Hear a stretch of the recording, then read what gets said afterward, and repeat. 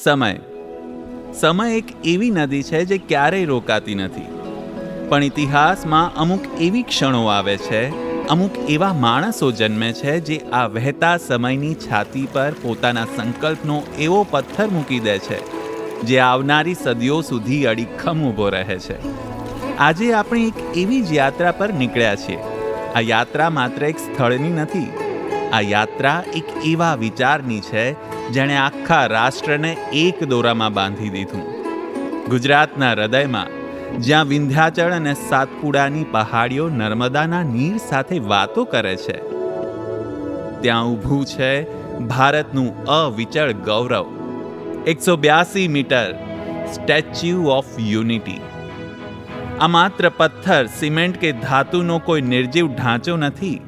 આ વિશ્વના ફલક પર ભારતની ઊંચાઈ સર કરવાની ખેવના છે. આ 140 કરોડ ભારતીયોના અખંડ સંકલ્પનું જીવંત પ્રતીક છે. અંદર પ્રવેશતા જ ઇતિહાસ જાણે આપણી સામે શ્વાસ લેતો થઈ જાય છે. મ્યુઝિયમની દિવાલો પર અંકિત થયેલી એ ગાથાઓ અને એ વિરાટ કાંસ્ય પ્રતિમા, ભારતના લોખંડી પુરુષ સરદાર વલ્લભભાઈ પટેલ. કલ્પના કરો એ સમયની, જ્યારે 562 અલગ અલગ રિયાસતોમાં વહેંચાયેલા આ દેશને એક કરવો અશક્ય લાગતો હતો, પણ સરદારના એક જ અવાજે આખો દેશ એક થઈ ગયો. આ મૂર્તિના નિર્માણમાં દેશભરના લાખો ખેડૂતોએ પોતાના પરસેવાથી સિંચેલા ખેતરમાંથી લોખંડના ઓજારો દાનમાં આપ્યા, અને એ જ ખેડૂતોના લોખંડમાંથી આ વિરાટ ઢાંચો ઘડાયો છે. જ્યારે તમે આ વિરાટ ચરણો પાસે ઊભા રહો છો, ત્યારે તમને સમજાય છે કે એક રાષ્ટ્રનું કદ કેટલું વિશાળ હોઈ શકે છે. માણસ પોતાની જાતને અહીં સાવ વામણી મહેસૂસ કરે છે.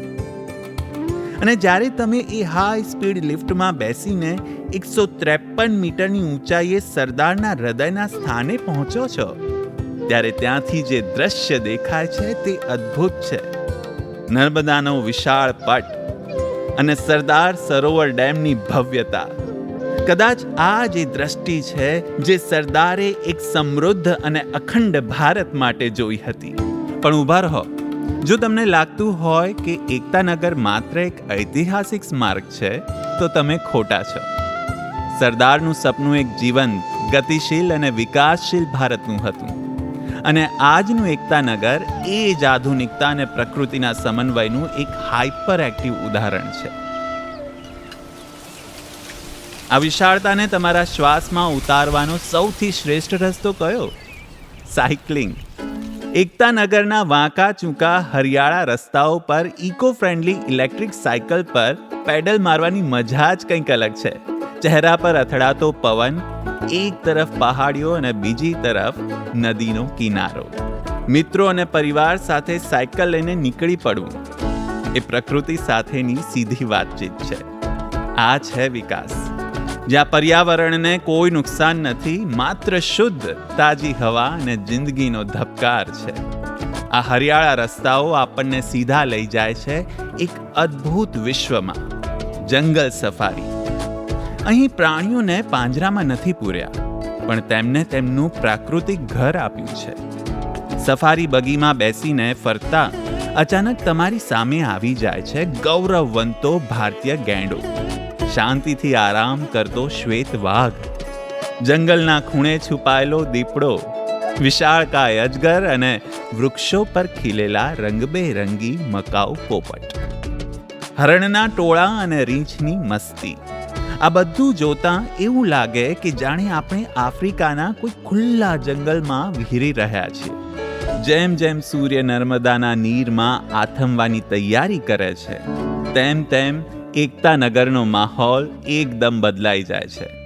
નદીના કિનારે, ખુલ્લા આકાશ નીચે દેશના ખૂણે ખૂણેથી આવેલા હજારો લોકો જ્યારે એક સાથે બેસે છે, ત્યારે સાચા અર્થમાં એક ભારત, શ્રેષ્ઠ ભારતનું ચિત્ર ઉપસી આવે છે. લોકગીતોના સૂર અને સંગીતની લહેરો આ ઐતિહાસિક ભૂમિને વધુ પવિત્ર બનાવે છે. પણ સાંજ પડતા જ કેવડિયા સૂઈ નથી જતું. તે જાગી ઉઠે છે એક જાદુઈ નગરી બનીને. યુનિટી ગ્લો ગાર્ડનના રંગબેરંગી પ્રકાશમાં આખું બચપન પાછું આવી જાય છે. નિયોન લાઇટ્સથી ઝગમગતા વૃક્ષો, અંધકારને ઉત્સવમાં ફેરવી દેતી આ રોશની અને સાથે જ સરદાર સરોવર ડેમ પર થતો ભવ્ય લાઇટ શો. તિરંગાના રંગોમાં નહાતો આ ડેમ આપણને વિકાસની નવી જ ગાથાઓ સંભળાવે છે. પણ ખરી ભવ્યતા, રૂવાડા ઊભા કરી દે તેવો અનુભવ તો ત્યારે થાય છે જ્યારે રાત્રિના ઘનઘોર અંધકારને ચીરીને લેઝર કિરણો આ વિરાટ મૂર્તિ પર પડે છે. પ્રોજેક્શન મેપિંગ દ્વારા ઇતિહાસ, સરદાર પટેલનો સંઘર્ષ અને ભારતના સ્વાતંત્ર્ય સંગ્રામની ગાથા આ 182 મીટરની મૂર્તિ પર જીવંત થાય છે.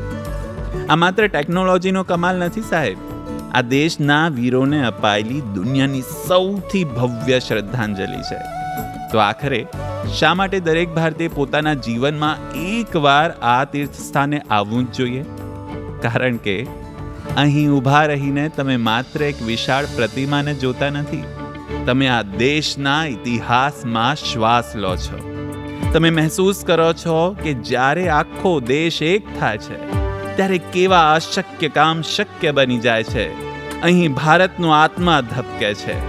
આ માત્ર લોખંડની મૂર્તિ નથી, આ આપણા અખંડ રાષ્ટ્રની, આપણી એકતાની ઓળખ છે.